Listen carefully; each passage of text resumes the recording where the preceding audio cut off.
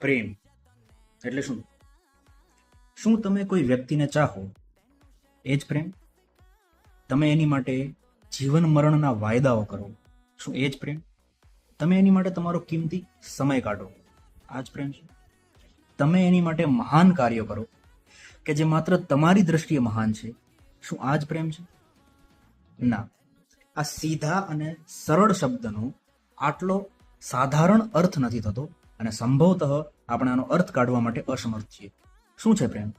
પ્રેમ એ સમર્પણ છે, પ્રેમ ત્યાગ છે, પ્રેમ એ માત્ર લાગણી નથી, લાગણીઓનું ઘોડાપુર છે. પ્રેમ પીડા પણ છે, પ્રેમ કરુણા પણ છે.